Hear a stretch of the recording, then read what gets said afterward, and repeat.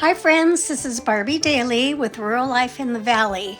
Welcome to Fairy Garden Thursday, hosted by Grandma Sandy. Our co-hosts are Sharon Shorenagel, Sandy Lynn's Home and Garden, growing on Vancouver Island, and myself. Well, in our last story, the Shamrock Forest, the fairies had just visited Beauty, the little girl who lived in the Shamrock Forest. They had been told that Beauty would know where to find the leprechaun who guarded the pot of gold. Beauty told them that in order to find the pot of gold, they must first find the rainbow. The fairies and Gnome Sister decided to go back to the rose garden to figure out where to begin looking for the rainbow. As they turned around to leave, a red truck pulled up. The Gnome Brothers and Coco were riding in the back of the truck, which was driven by a local rancher. On the truck was a sign, Leprechaun Lookers. Evidently, the Gnome Brothers heard the fairies and Gnome Sister were out looking for a leprechaun, so they got some help and they headed out to find the sisters. "Hop in the truck," yelled one of the Gnome Brothers. "It's getting late and we're going to help you find the gnome." So the girls hopped in and motioned to Beauty, saying, "Come with us, we'll find the pot of gold together." The rancher started up the truck and off they went. They went a different way, and soon they came to a bird sanctuary. There were birds everywhere singing the most beautiful bird song they had ever heard. The ranchers stopped the truck, and when the singing stopped, the Gnome Sister called out, "Do you know where we can find a rainbow?" "Well, it usually appears after a rain," they sang. "Look for a place that is raining, but where there is also a bit of sunshine." The rancher nodded and said, "Let's try the next valley over."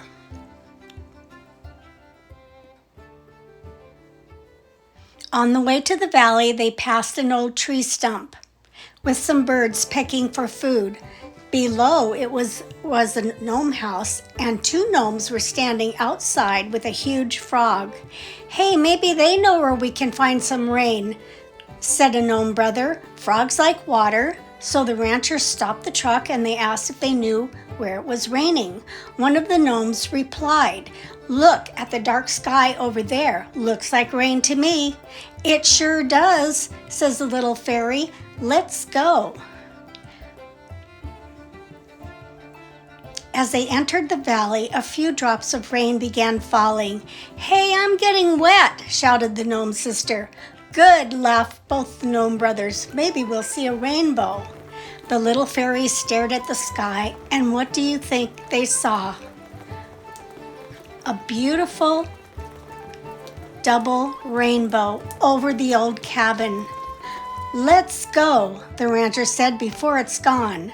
So they drove and drove to get to the end of the rainbow, but every time they thought they saw the end, it wasn't. And after hours of trying to get to the end of the rainbow, it was getting dark and the rainbow was disappearing.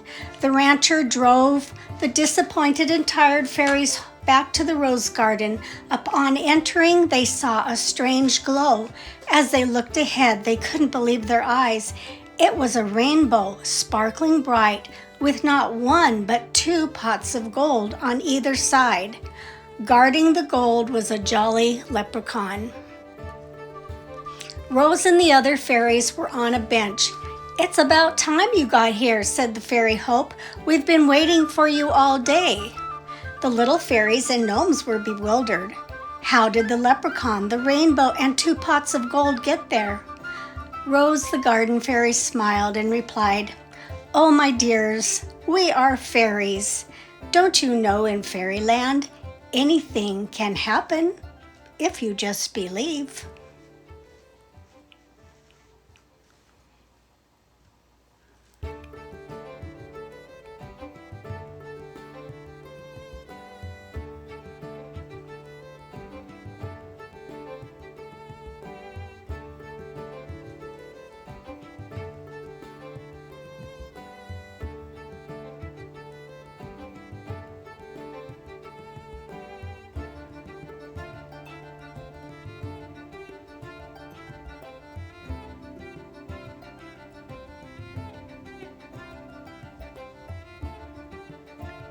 I just wanted to give you an idea for your younger children or grandchildren.